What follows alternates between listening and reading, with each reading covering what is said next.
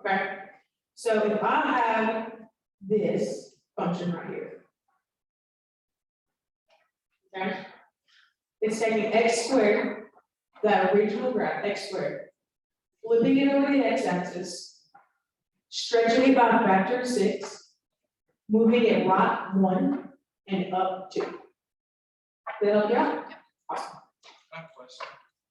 How do you know when you flip it to, or when it goes over to the y-axis? So with the quadratic,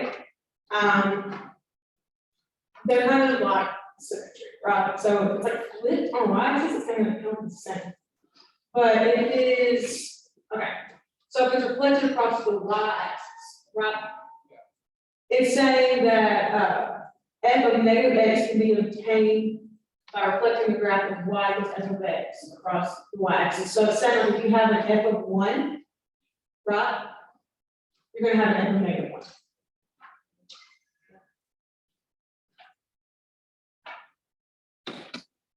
Yeah, so, okay, let me see. So the negative x would be in the parentheses. Okay. I'm pretty, for the y-axis. Notice how like it was on the outside, like right here? Yeah, that's the x-axis. Inside, y-axis. Awesome. So if the first number is a negative, that's gonna be, the first number is out of parentheses, that's gonna be the. Can you repeat the question so that people can hear it? Okay, so basically she asked if it's negative inside the parentheses, so like that x means negative, it's flipped across the y-axis. Okay, but if the negative is on the outside, like it is like negative 6, it's flipped across the x-axis.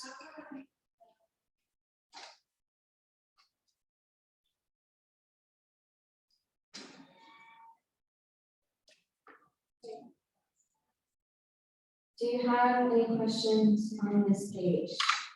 22, 23, 25?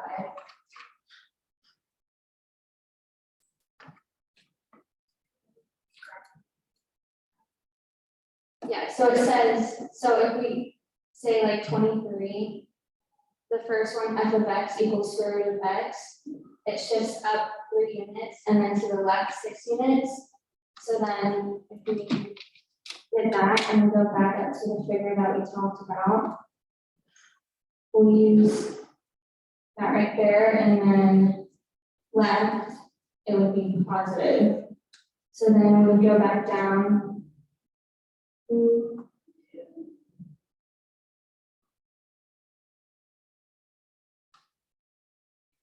And it would be positive 6, and that would still be under the square root, and then plus 3 would be on the outside, since it's going up.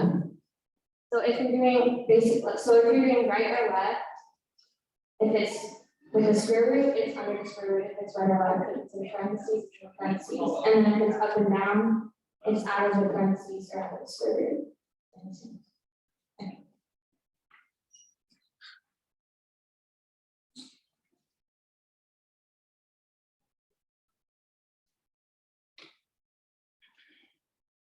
Okay, so symmetry.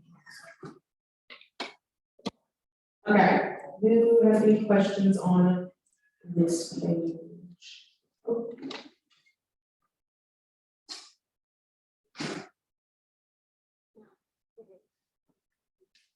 Let's see. Okay.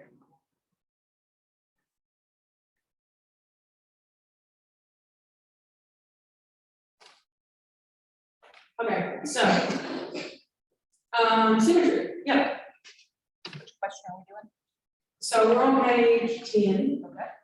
So who has any questions about that? There's a way to do symmetry algebraically, by the way, so.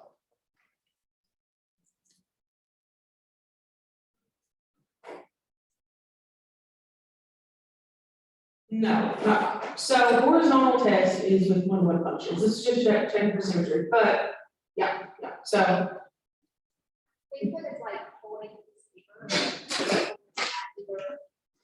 Think of of it is folding a piece of paper, but you're either folding it at the x-axis or at the y-axis.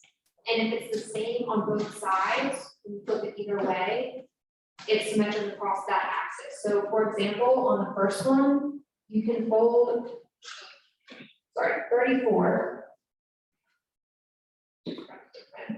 You can fold it at the y-axis and you're gonna have the same thing on both sides, right?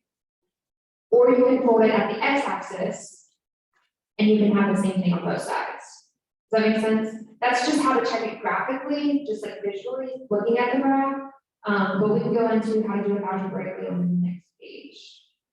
Does that make sense? Does that help? So for 33, it would. 33, it would only be symmetric when folded in the y-axis, Correct. not on the x. Now on the x, yeah. Yes, both.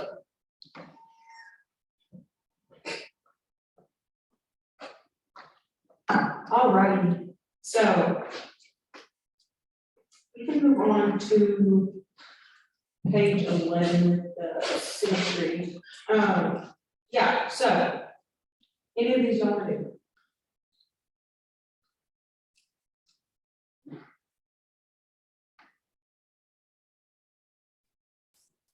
$46, alrighty.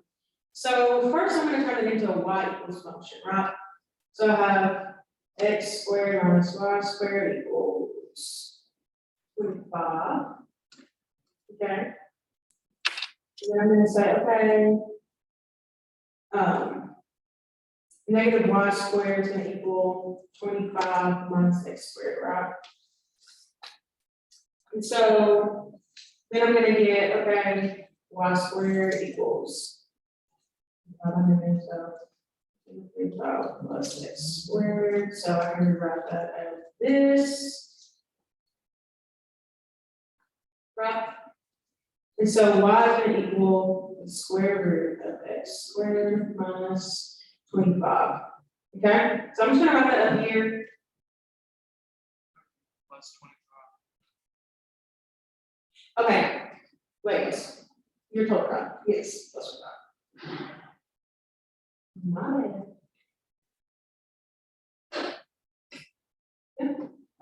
No, you're right, because you got divided by negative one, but you didn't put that up there. right, I didn't. Okay, we're good, awesome. Thank you. Good catch, yeah. Okay. Okay, cool. So I'm gonna write this in a little corner and erase the rest. Is everyone okay with that? Do we get, okay, cool. Y equals square root of x squared minus 25. Cool, beautiful. So we need to check and see the symmetry, okay? What I always do is I choose x equals 1 for this because it's a lot easier.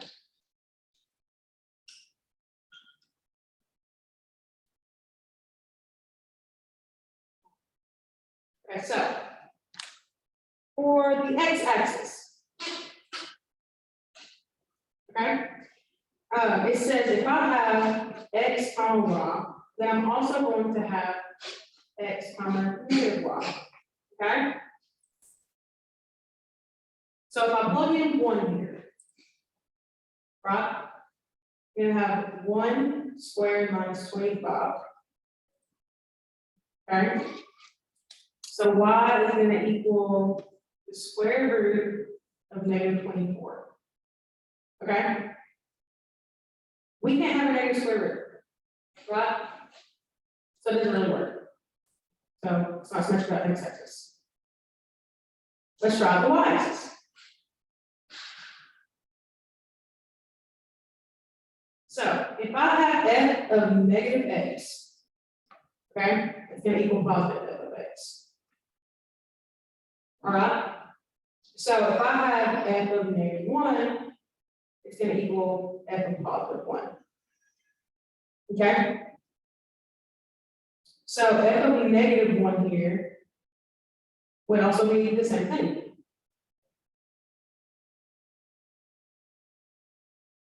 And those are equal, so it is symmetric about the y-axis. Okay? The origin. Okay, so if I have f of negative x, it's gonna equal the negative of f of x. Okay, so that's saying f of negative 1 is gonna also equal negative f of 1. So f of negative 1 is the square root of negative 24. Okay? F of positive 1 is the same thing. However, these are not equal, okay? Because 1 is imaginary, you know, you can have a negative under a radical. And you can have a negative and then a square root of 24. It's like if I said, okay, what is the square root for negative? It's negative 2, right? But the square root of negative 4 doesn't exist. Okay? So it would just be the y-axis here.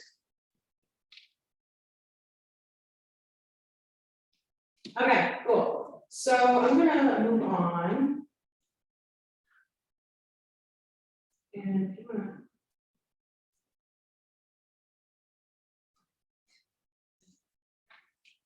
Okay, so.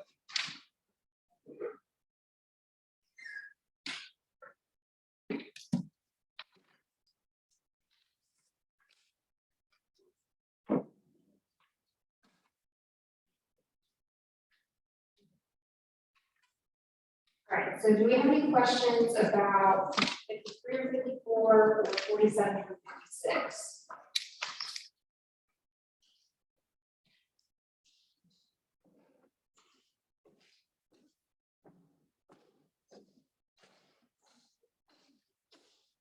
Fifty-four.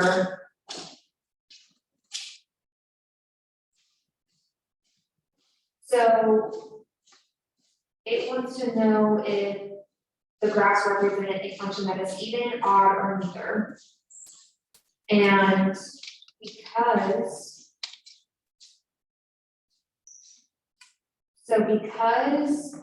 this graph is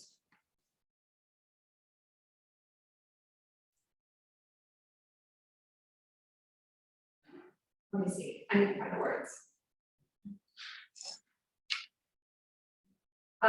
It is odd because it has rotational symmetry about the origin. So because this looks the same as if you would rotate it 180 degrees. So this right here is the same as this right here. It has rotational symmetry about the origin, and it is odd. Isn't it? Yeah, exactly. And because it's that cube root, that right there also tells you that it's odd. 53 is even, Correct. Because there is symmetry about at the y-axis, yeah. Perfect.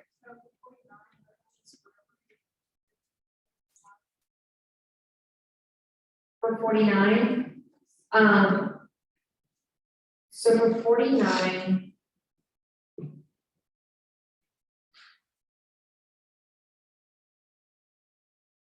we are going to plug in negative x into that function and see what it gets us. So, let's see, we're actually going to take g negative x instead of g of x.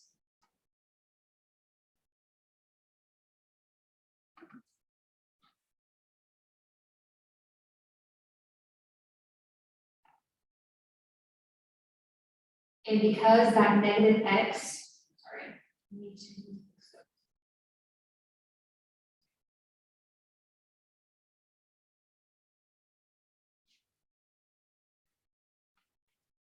And because negative x squared is just gonna be x squared, and get rid of that negative. And because this g of x is the same as or the g of negative x is the same as this g of x over here, that tells us that it's even. Because g of x equals g of negative x. And that tells us that there's symmetry at the y-axis and also that it's even. Feel good about that? Okay. Yes, yeah, and you can can also grab it and look at it visually.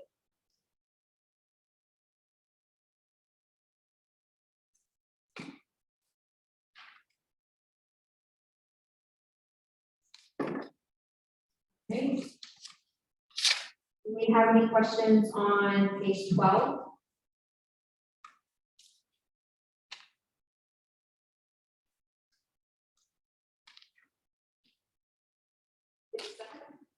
Okay, so 57.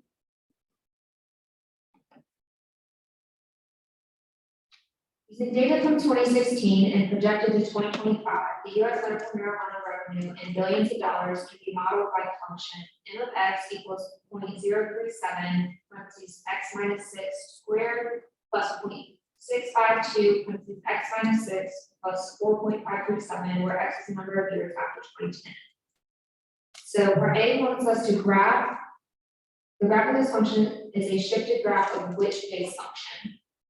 And so looking at the exponents, we're going to look to see what our largest exponent is, and it is this 2 right here, which tells us that it's a power function of 2. So that part A is just going to be f of x equals x squared. And all of these other numbers in this graph or in this equation are just transformations from this original base function of x squared. And so part B wants us to find and interpret n of 24.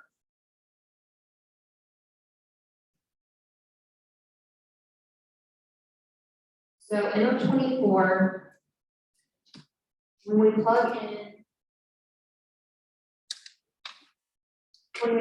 24 into this long equation right here, we are going to get n of 24 equals 28.261. And so this tells us our x is 24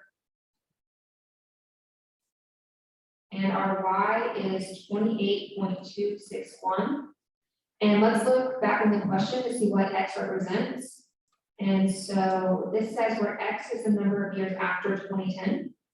So if our x is 24, then we want the year where it's 24 years after 2010. So we would have the year 2034. And our y is going to be the revenue in billions of dollars. So that y equals 28.261 is going to mean that we have 28.261 billions of dollars. And so this just tells us that in 2034, we're going to have that projected revenue. And then C, it wants us to graph y equals m of x for x representing the years 2016 through 2025. So what we're going to do there is we're going to go to the calculator and we can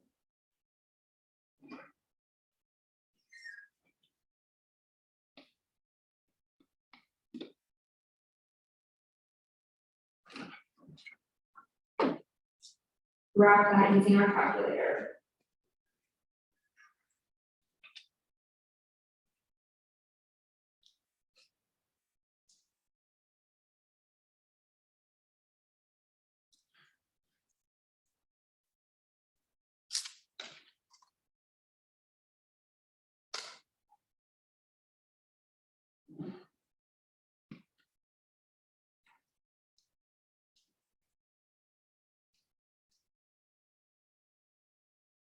And so then we're going to go to our window because it wants for x representing the years 2016 through 2025. So real quick, we're going to find the x values that correspond to 2016 and to 2025. And so since 2016 is 6 years after 2010, we're going to go from x equals 6. And then 2025 is 15 years after 2010. So we're going to go from 6 to 15. And then we're going to graph this and see what it gets us. And we're gonna adjust our window for our y-axis so that we can see everything that we want to see.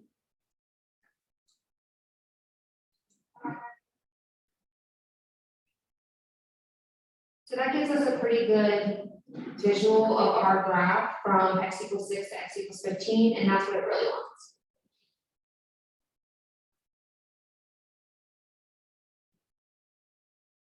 So do we have any other questions? All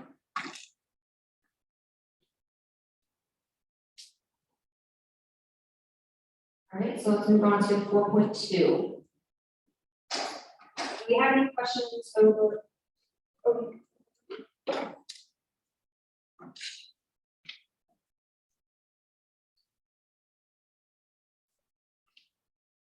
Okay, do we have any questions on this page, on page 13?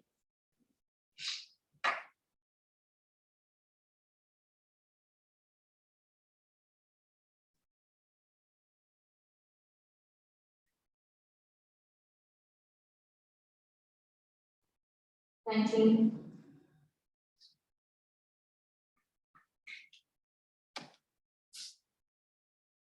Okay, so if you look at the figure over on the side where it says composite function, you'll see that f of g is f parentheses g of x.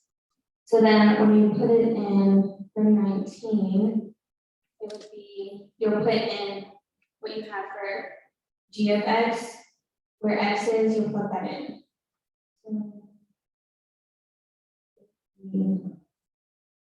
So, 2x, 1, 3, this one.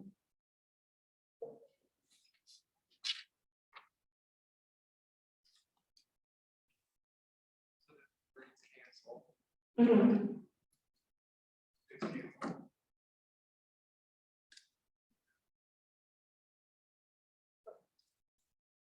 Because then it would be 2x minus 1 plus 1 over 2. I'm gonna suggest that you work it out a little bit first and then see.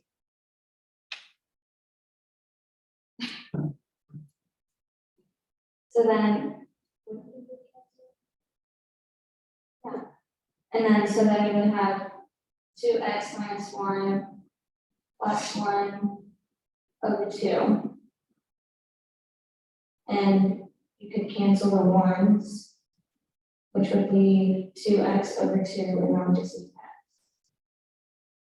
And then that's your answer.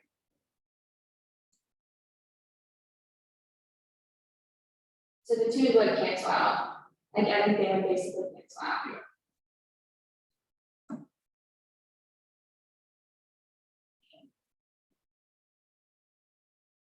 Is there one on this page that you would look at?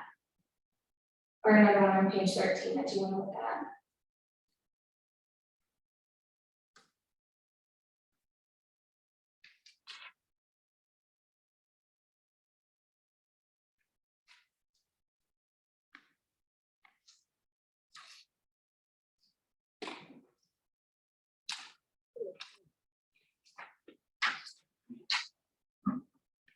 Okay, so. US question on page 14.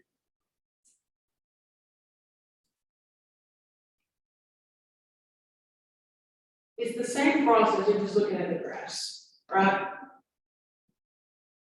So y'all go, yeah, 50.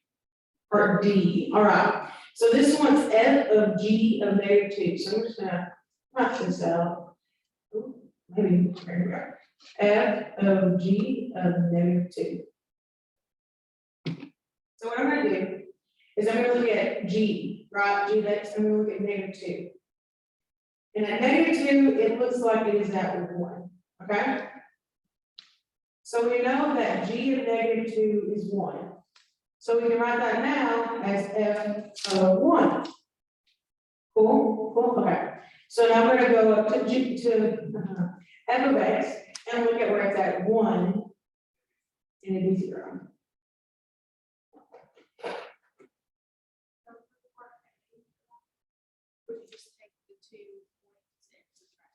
So, okay, part A, I would find f of -2, right? So this is saying G minus f of -2, right? So I've got, yeah, so like this, let me write this up. Okay? And then you would see where they're at on that graph. Okay? Is that better? So like, G of -2 is just on it, 1 minus f of -2 minus f of -2, which is -3, which gives us 4. Okay? So moving on to page 15. Anything new?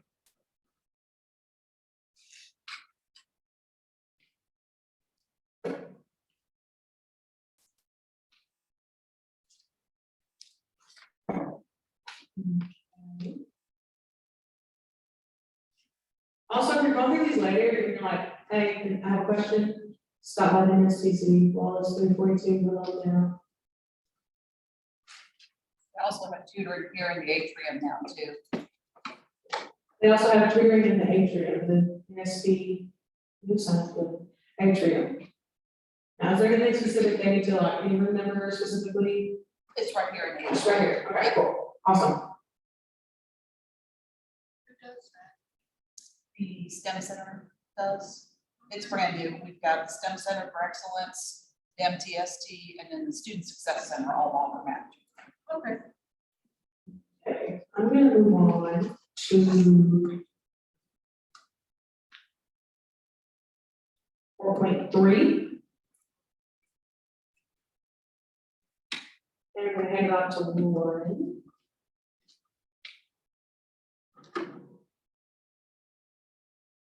Okay. Any questions on 17?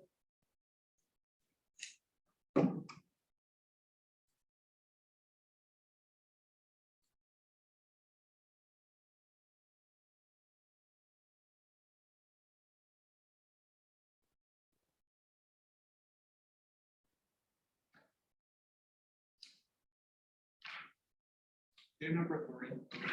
Number 3? Okay. So you have to determine whether the function f defined by the set of ordered pairs has an inverse, and if it does, find the inverse.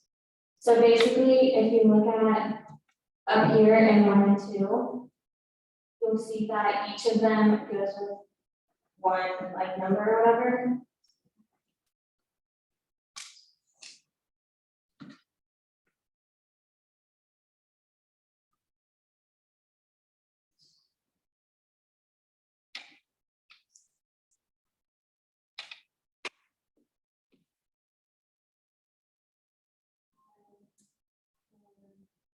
Three and 6. And 2, 1, 7, and 2. That would be as the 2 through. Yeah, it wouldn't be. So it's basically, you see that 5 and 6, both have 2, so it's not. It's not. But then for 4, it does work because they all go with a different number. Okay, so then how would you find the inverse then? You just look. Yeah, yeah.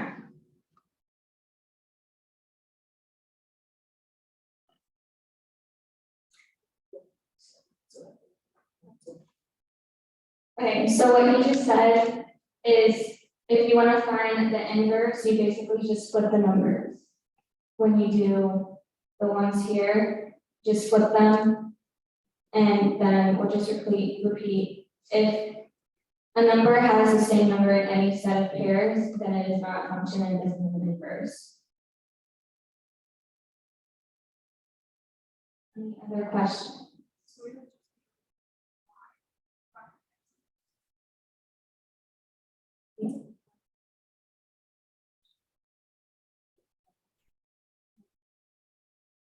So not exactly. So each input has an output. All right, so if we see on number 3, right? All right, so on number 3, we see that those twos repeat, right? So they would be 1 to 1.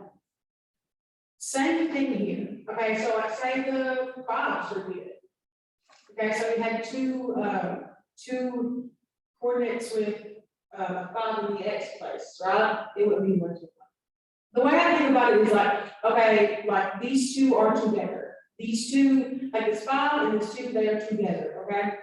If that 2 is another point, it's not a 1. Right? Okay. Cool.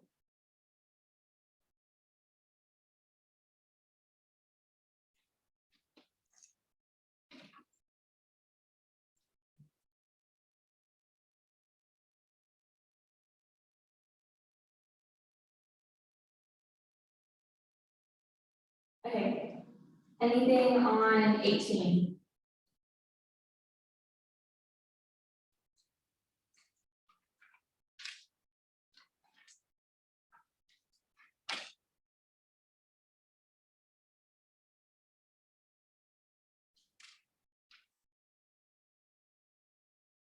Fifteen is 1 to 1 and 16 is not correct.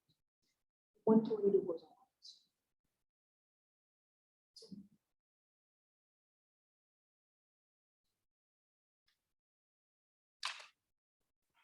Can you repeat that question? 15 is 1 to 1 and 16 is not, right? Yes. Okay. Correct, because the 16, right? Right here. That makes it not 1. Yeah, so for 1 to 1, to see if it's 1 to 1, you have to do both the horizontal and the vertical line test. Because you have to know if it's a function first, right? So in order to be a function, it has to pass the vertical line test first and foremost, right? And then to find out if it's a 1-to-1 function, which is what they were saying, then you have to do the horizontal. And that tells you that it's a 1-to-1 function and not just an ordinary function. Wait, that's the 15 would be no, right? Because it doesn't, there's a problem. So yeah, right. It's kind of hard to tell, and especially with graphs like these, because these are both kind of the same. When you get so close to, like right here, it's kind of hard to tell if there's more than one point like at this line.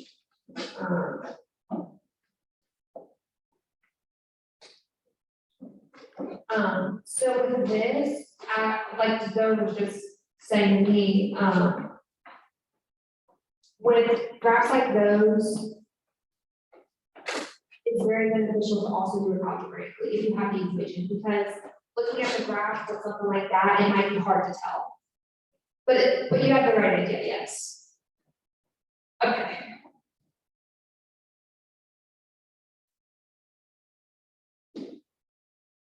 all righty. You're good. Okay, so determine whether a function is 1-to-1. You can grab it in your calculator. Also, that's what I would do, grab your calculator, see if it's a function, do horizontal line test. So how are we feeling on inverses?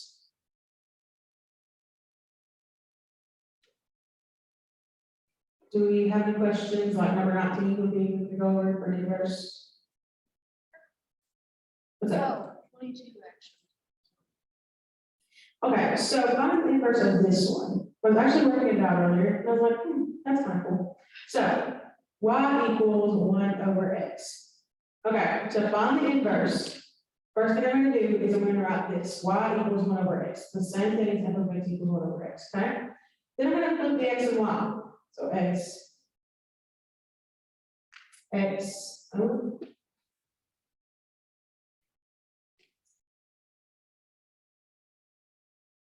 It's not working. Hang on. It's not working. Click it back in the case for a second.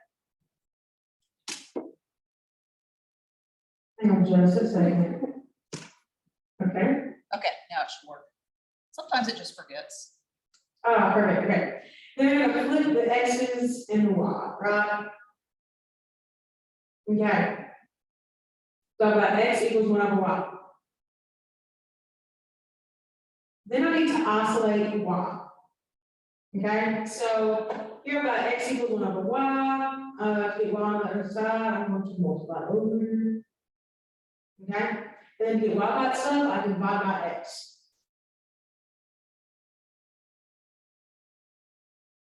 That's why I thought this one was like pretty interesting, because it's the same thing. But, does anyone want to go over like number 19, so you can see like, you can do different answer? Yeah, okay. So, I've got Y equals 3x minus 4. Okay, then I'm gonna switch the x's and y's, so x equals 3y minus 4. I add 4 to both sides. And then I divide by 3.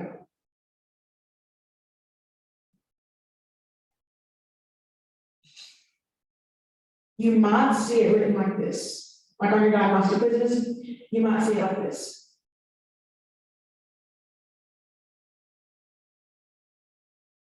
Pretty cool? Awesome. So. Inverse. Okay.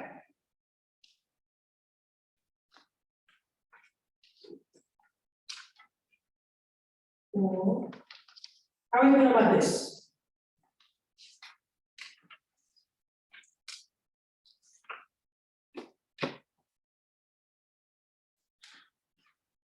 Okay.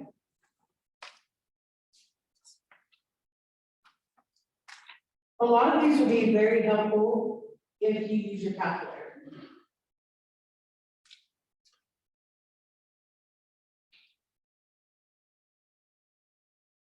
All righty. Chapter 5. Cool, how are we feeling about this stuff?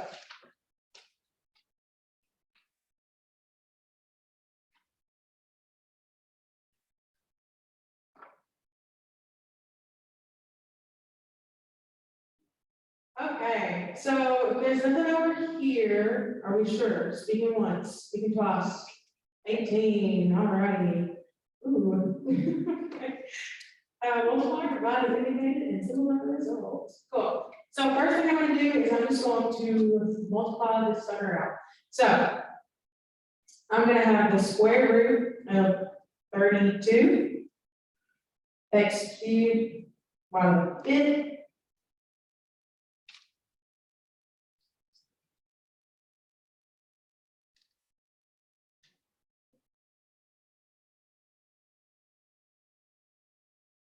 I think it was number 18. My bad. Okay, number 18. All right, so I'm gonna do it out to this side. Thank you for pointing that out. That'd been folks on Zoom would be like, what is she doing? Okay, here we go. So, we're 18, beautiful. Okay, so first thing I'm gonna do is I'm gonna kind of divide it out. Okay, so 36 divided by -6 as well, -6. Right, okay. X to the 5th over x to the 6th is going to give me x to the -1st, okay? Y to the -2 is going to be minus, over y to the -4 is going to give me y squared. Right, so we look over here at our exponent rules, right? Right there, number 2, okay? Whenever I have like an exponent over an exponent, I subtract them, cool. So, I'm here. Now, this actually isn't too bad because I can have like a -6, I just can't have a negative exponent. So when I have a negative exponent, I bring it to the bottom. In that way answer.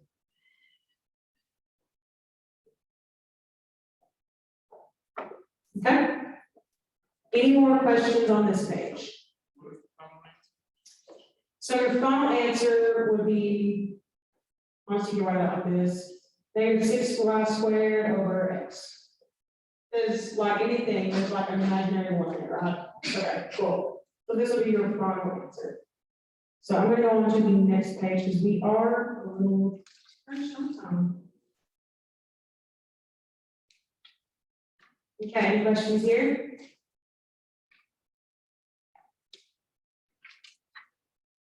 $53.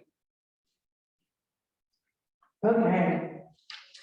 So I'm gonna have x to the 4/9, y to the 2/3, z to the negative 1/3, all raised to the 3/2. Okay, so let's look at our exponent, look at the top, right? So what I'm gonna do here is I'm going to multiply those exponents out. It's called the power of product property, if you wanna go back and look at that. Yeah, so x to the 4/9, 3/2 times 4/9 is gonna be 12 over 18. Okay. Y to the 2/3, and I have that 3/2, so I'll multiply that out to the exponent. So it's gonna be to the 6 over 6, so it's gonna be, that's gonna be 5/1. So I'm just gonna mark that out. Not that. There we go. 1. And that's gonna be z to the negative 3/6. Okay? Which is gonna simplify down to negative 1/2.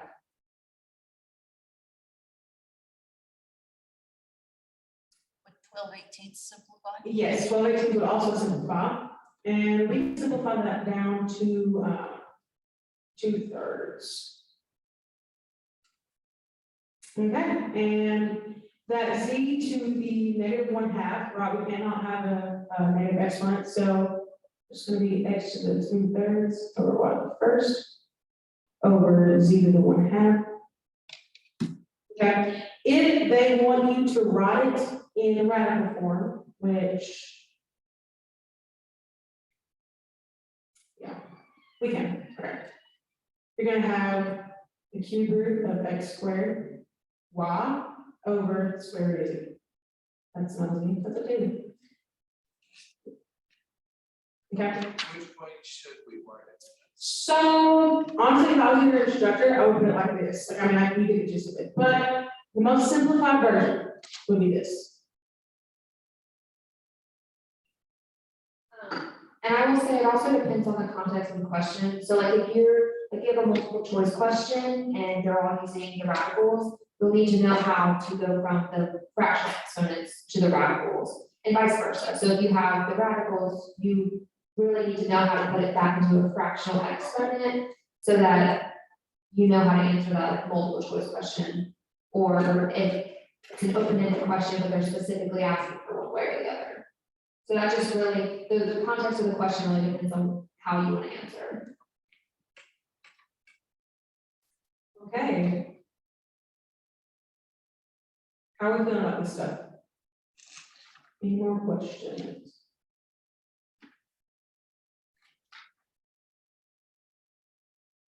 Okay. We're gonna move on to exponential functions then, 5.1. Any questions on this page?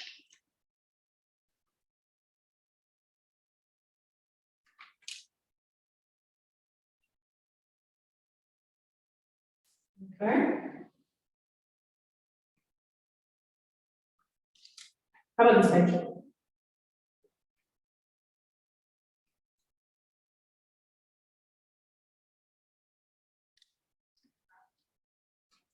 Yeah, so a lot of this will be super helpful if you just grab your calculator, honestly. I mean, it helps to know what they kind of look like, but you can also grab that in your calculator. So use your calculator, use your friend. Yeah, so cool. I'm going to move on to the next section. This is also transformations to graph exponential functions. So are we good on those? We ready to move on? Okay.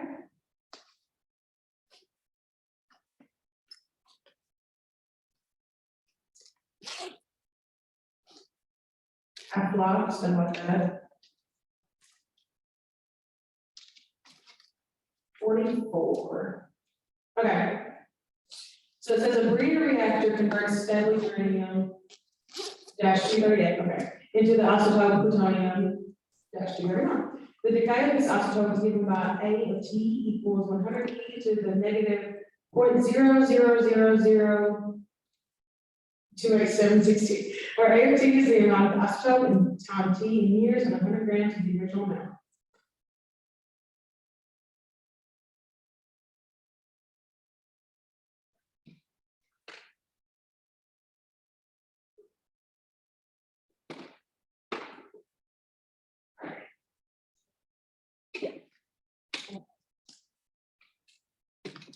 All right, so how many grams remain after 100 years?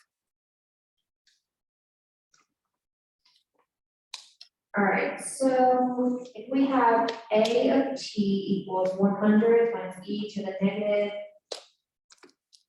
a really big decimal times T. And where A of T is the amount of isotope, the amount of the isotope at time T in years, and 100 grams is the original amount. So if we want how many grams remain after 100 years, what we're going to do is we're going to plug in 100 for our T value. So what we're going to have is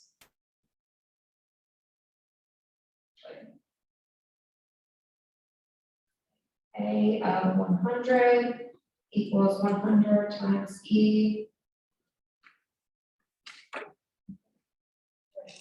Okay. 100 times E to the negative 0.0002876 times 100. And so we are going to get 99.713 when we round to the nearest thousand. All right. And then for part B, we want to graph this function for 0 is less than or equal to T, which is less than or equal to 50,000. So we are going to go to our graphing calculator. And we are going to plug in this equation. So we're going to have 100 times e to the negative 0.0002876. And then for our window, it wants from 0 to 50,000 for our domain, which is going to be our x min and our x max. So we have 0 and we have 50,000. And then for our y min and our y max, we're just going to plug in a random number. I usually use like negative 100 and 100 until we can get an idea of where our graph really lies. And then we can make adjustments from there. So let's make our max.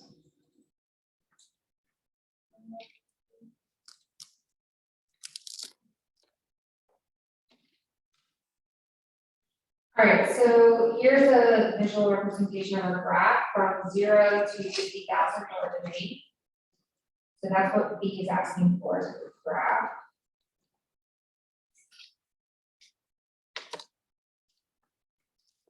And then go back to our page. So C asks for the half-life is the time it takes for half of the initial amount to decay. Use graphical methods to estimate the half-life of this isotope. Actually, we are going to pull up our graph again.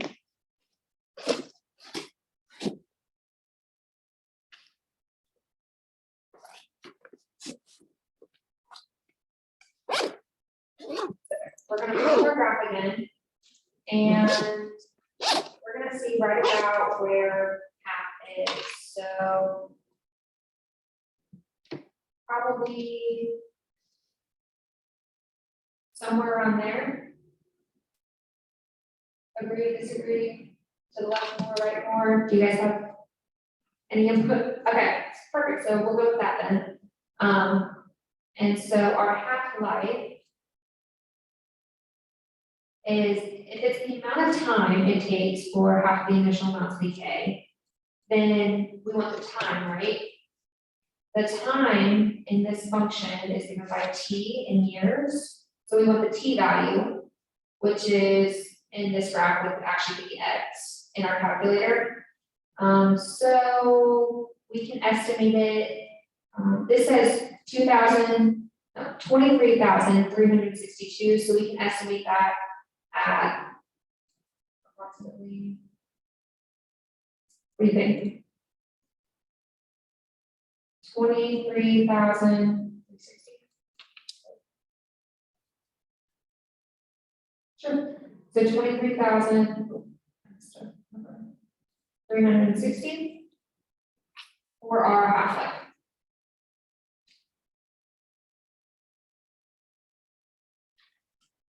All right, so I'm gonna move on to the next page. If you guys are going through this and you totally need help, stop by the STC.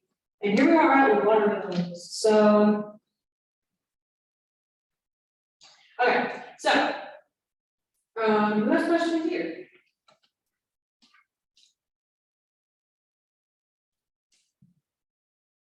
Anything about turning this into exponential form, anything like that?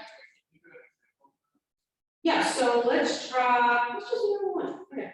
So, there's a rule that states that I can say, okay, so I have y equals log base b of x, and I can state that as b to the y equals x, okay?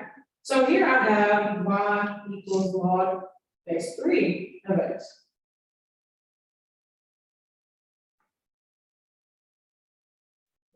So my b here would be 3. My y here would be,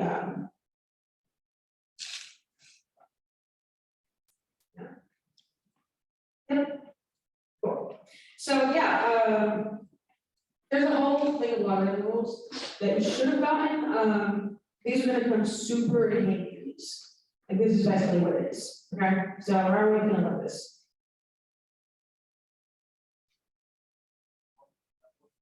Okay, yeah, we can do another one. Let's do number 8. Okay, so we have 2x equals y. So either y equals x, and then we write as log base b of x equals y. So I can rewrite this as log base 9. Okay, cool.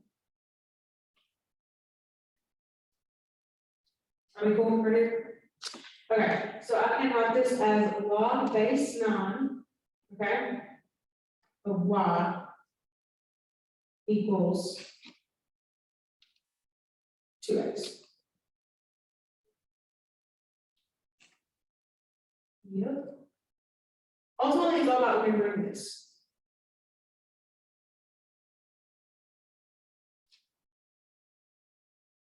Awesome, cool. So let's move on to,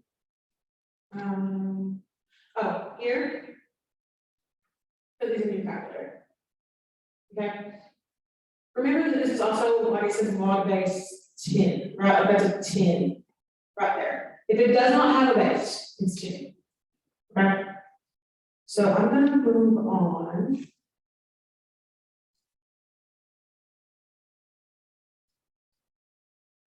You can also take these and put them into the other, like you can go back and forth with the forms, right? So if I have, like right here, I went from the log base 3 of x and turn it into the next exponential form, right? I can do the same thing, take it from the exponential form back into the logarithmic form. Okay? Are we cool on that? Okay, cool. So with number 12, if I have log base 2, the 64, I can rewrite that as, okay. I can rewrite that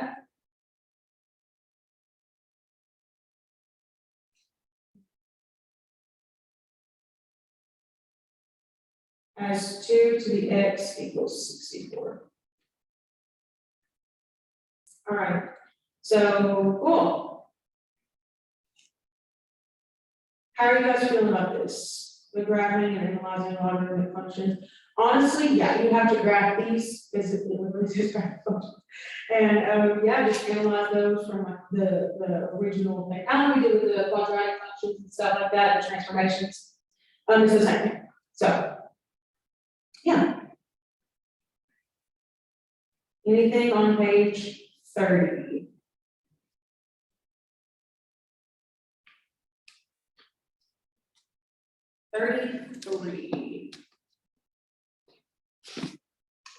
All right.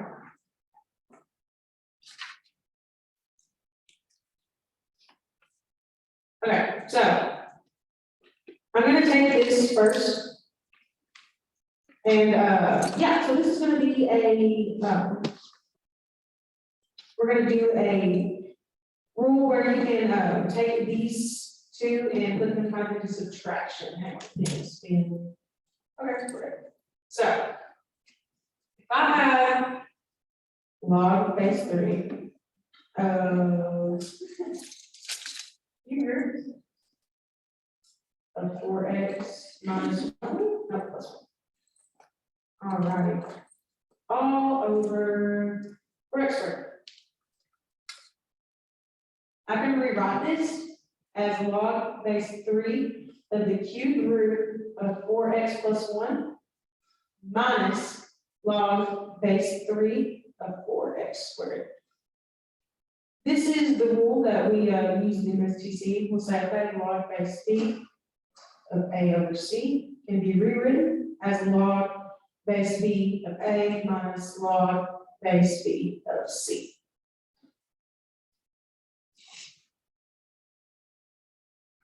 Okay. So anything here?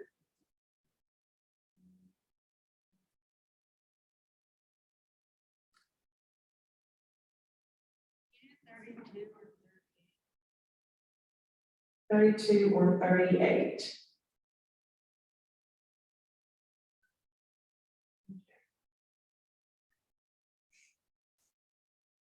So,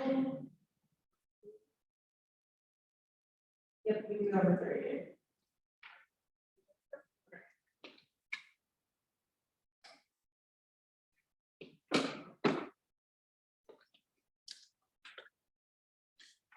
All right, so number 38. Actually, let's get a little.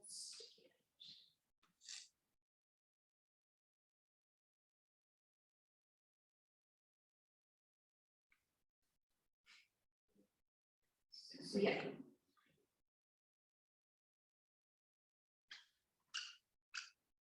So we are given 6 ln of 5y plus 2 ln of x. So before we're able to put these 2 ln's back into 1, we need to get rid of these numbers in front of each. And so there is another log rule that says that, let me find it.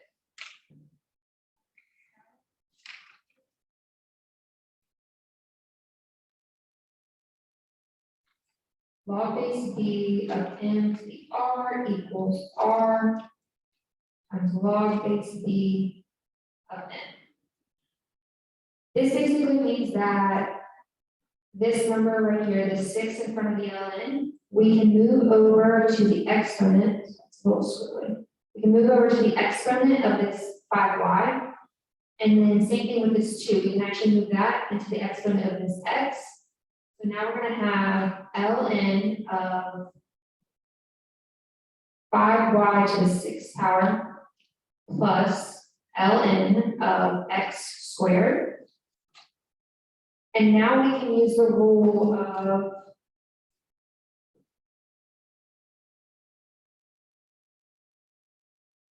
log base b of ac equals log base b of a plus log base b of c, which means that these two ln's that we're adding together, we can actually put into one ln and multiply the inside. So now we're gonna have ln of 5y to the 6 times x squared all in one.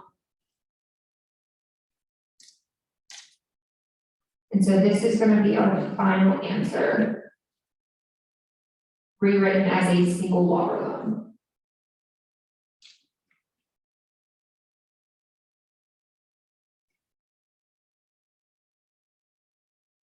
All right, so now we're going to move on. Are there any questions about page 31, 61 through 69?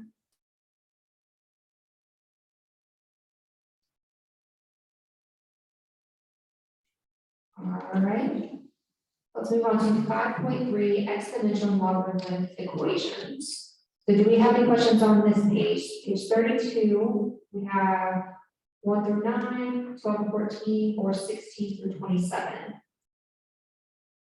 Number 9. All right, so we want to solve the equations algebraically and check graphically. So solving this algebraically, we're given 8,000 equals 500 times 10 to the x. And so we want to get this 10 to the x by itself. So what we're going to do first is we are going to divide by 500 to get rid of that, the right side. And so 8,000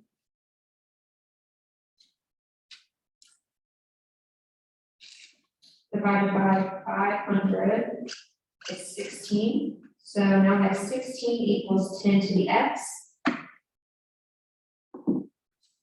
And now to go from 10 to the x and equals 16, we're going to take log base 10 of both sides. So, not the eraser. So log base 10 of 16 equals log base 10 of 10 to the x. But this log base 10 and this 10 cancel out. So we are going to get log base 10 of 16 equals x. And so plugging in this log base 10 of 16 into our calculator, we are going to get x equals 1.204 rounded to the thousandth place. So the last step, did you just switch the way you wrote it? What do you mean? Going from like here to here? Oh, yes, yes. Sorry, I can rewrite that. You said I'm gonna take log base 10. Like you put in the other form, right? So she just like, instead of writing, it's the same thing. It is. So Zoe uses the rules, the log rules. And this is just that log rule written out so you can see what's happening.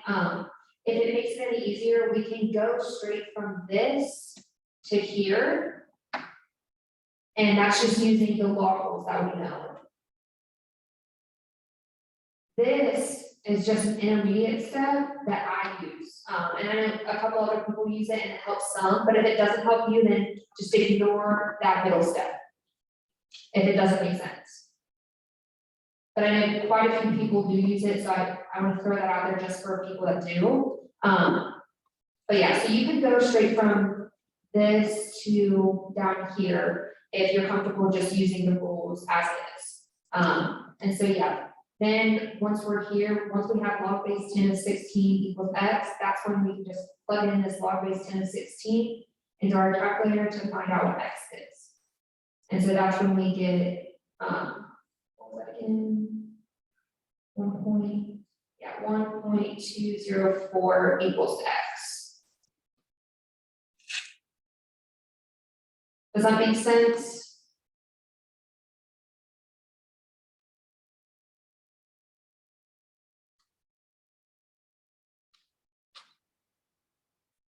So we're gonna keep going through, do we have any questions on page 33?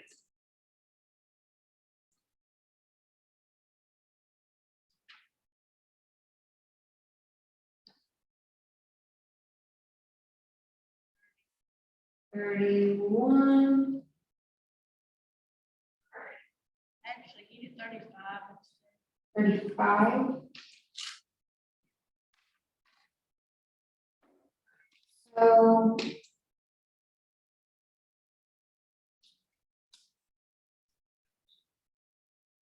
Alright, so we have log of 3x plus log of 2x equals log of 150.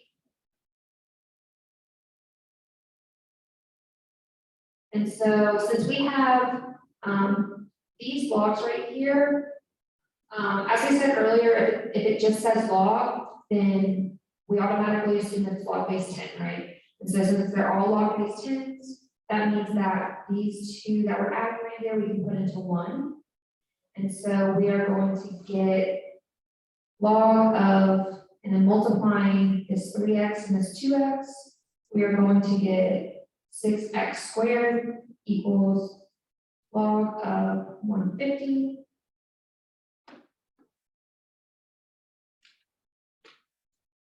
And so now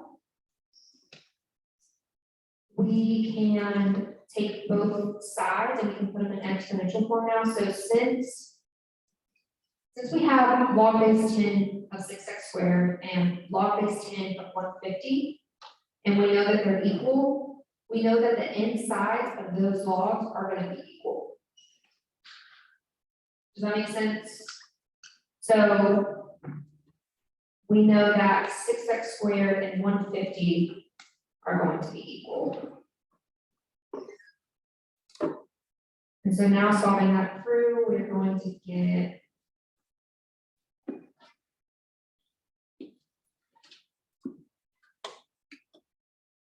x squared equals 25. And then when we take the square root of both sides, we are going to get x equals plus or minus 5. Or in other words, we can say x equals -5 and positive 5.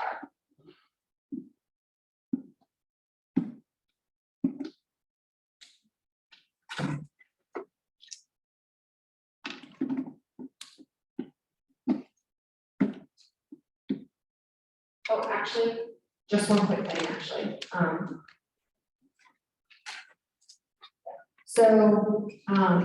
This is my bad. The insides of blocks cannot be negative, so when you take that square root, it is only going to be the positive. Just want to put that out there. All right, so.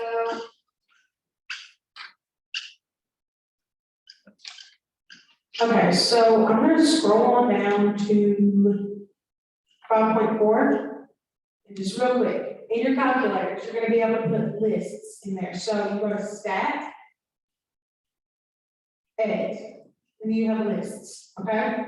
So you're going to put those values into a list, right? So your X is gonna be in list 1, your Y is gonna be in list 2, okay? So you put that into your calculator, then you go back to stat, go to calc. Okay? And scroll down to what kind of plot or graph it wants. So for example, if it wanted a linear graph, it should say like LIN red. If you wanted a quadratic graph, quadratic. If you wanted a cubic graph, cubic red. So it worked like that. This is if you use your calculator to put these into a list and find the graph that best fits it, okay? So real quick, just showing on the calculator.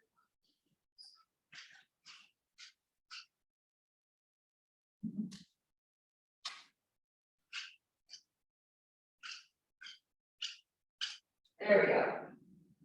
All right, so how to get to so when you're on your home, like she was saying, you're gonna go to this stat, and then here's edit. So that's how you get there. And then when you want to find your regression lines, you're going to go to that stack again and then over to top. So here's where all the regressions are. And so these were all the ones that she was listing off. So quadratic, your cubic, quartic, and then you have your ln and your exponential and your power. So this was what she was saying. I just wanted to give you guys a visual so you know how to get there.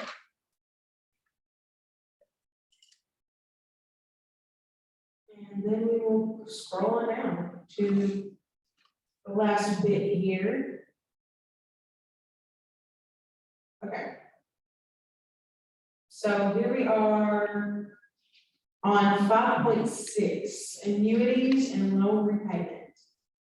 They should have given you a, maybe a formula sheet for all of this. Yeah, so any last minute questions on this? Again, if you're looking through this later and you're like, I don't know what I'm doing, I need help, come to Wallace 342, or the STEM Center. The STEM Center is in the new science building, atrium. It's like right when you walk in, kind of the lobby, and there's tables set up, and yeah, you can help there too. So for those of you that are here in person, if you flip over the orange bookmark I just gave you, it has a QR code, so you can see the hours for the STEM Center, the MTST, or the Student Success Center. Any of those three places should be able to help you. Okay, so, anything here?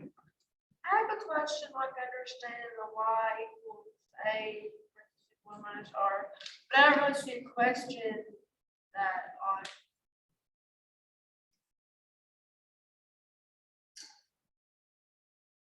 It's just a question I want. So if there's a question on your homework, like any of your homeworks, you can bring that into. If there's not a question on here that really helps you out on that. So do you just mean like in general, all of the variables, or like the difference between all of the formulas, like when to use what formula?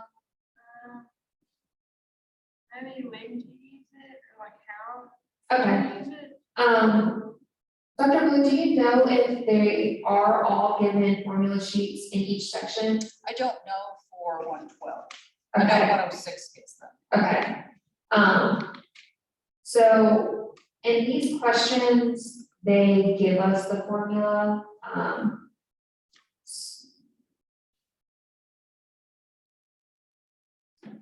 Maybe for example, like number 17, like which numbers go where? Number, 17? So like defining the variables. Yeah. okay. Sorry, let me find number 17. Where is it? Am I missing it? It's on page 36. 36. Oh, There it is. oh. Okay, so we're going back to the logs. So, all right, let's go through it. So the exponential form y equals a parentheses 1 plus r to the x. And so we have supposed that the retail price of an automobile is $30,000 in 2000, and that it increases at 4% per year. All right, so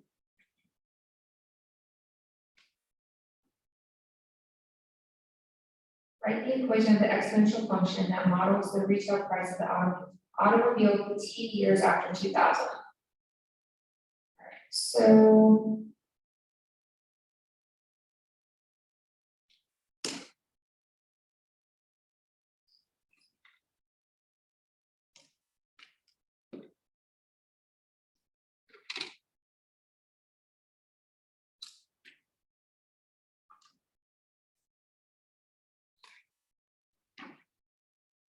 So we're given the formula y equals a parentheses 1 plus r to the x. R is always going to be our rate, so it says it increases at 4% per year. So that 4% is going to be our R. And so that 4%, we also have to put into decimal form so that we can use it as a number in an equation. So we are gonna plug in 0.04 for our R. That 4% is gonna actually be 0.04. And then next, we want, it says the retail price of an automobile is $30,000. So that's gonna be our starting price, and that's what A is gonna be. So next, we're gonna plug in that $30,000 for A.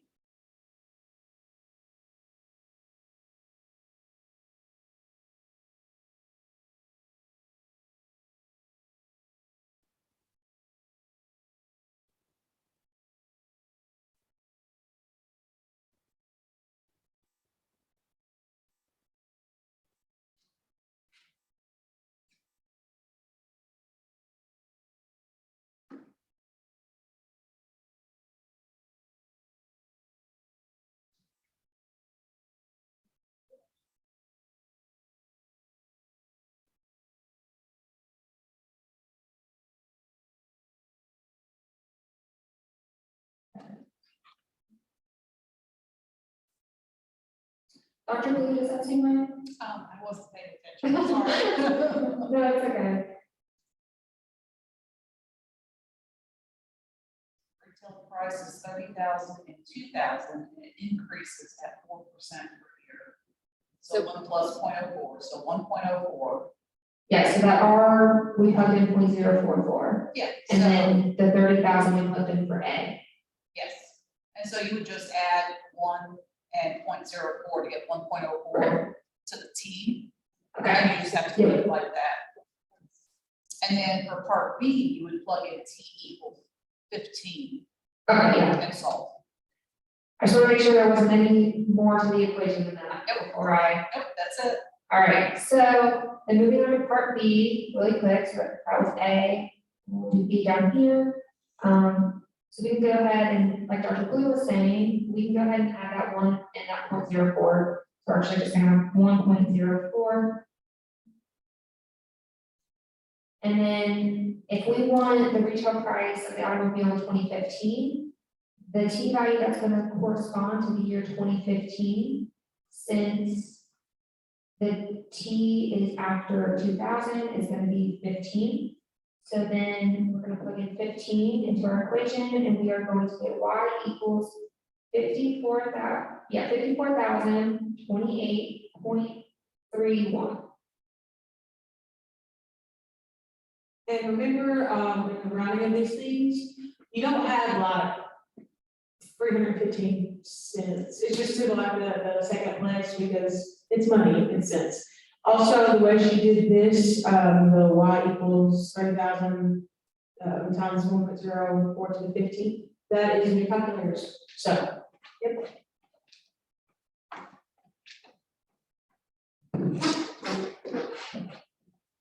All right, so do we have any more questions over annuity? So 37,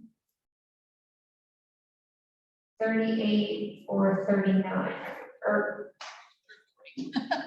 yeah, all through 40. Are there any questions on any of those pages? Go over anything on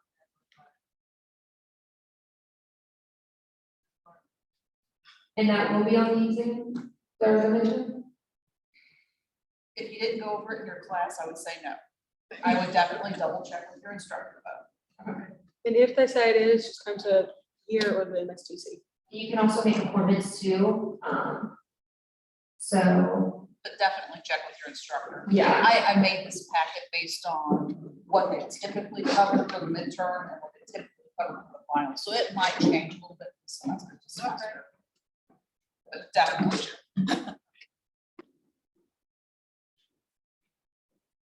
Okay, so are there any questions over the whole packet in general that you guys would like to go back over?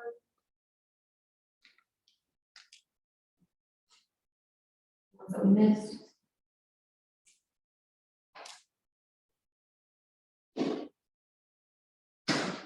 All right, I guess we will call that a wrap. We appreciate all of you showing up and participating.